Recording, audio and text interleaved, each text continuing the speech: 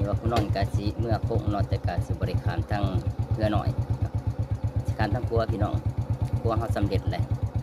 ไปพี่น้องไปตลาดใหม่อาจจะไปลองครัวใหม่เบิ่งเนาะตัดตีตัดตีตัดตีครัวให้ก่อนครัวให้ก่อนเนาะกดอีกก่อนเด้อเอาเลย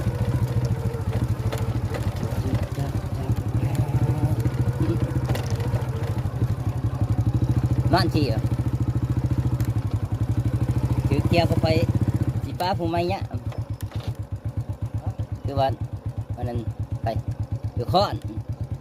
จะให้ข้อนก็มาวิกอยู่กลางคืนก่อนสุบเนี่ย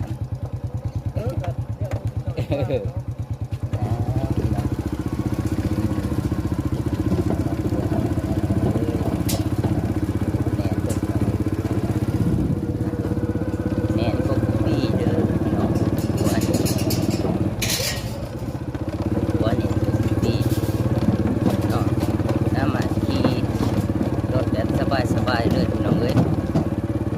พี่นี่คักเด้อพี่น้องเด้อพี่น้องทั้งไก่เด้อหอมเนี่ยเฮ็ดมาเช็คโคตรแล้วก็บ้านไก่เมืองเพื่อนเที่ยงนอนทางเขตคำบอนสนสมบูรณ์ว่าเป็นบ้านกงบ้านยังขยะเนาะมาได้เด้อพี่น้องเด้อมาใส่บริการ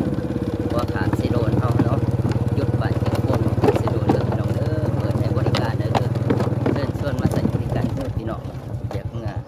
คงไปตลาดตะลี่เนาะไปตลาดตะลี่ง่ายพี่น้องเอ้ย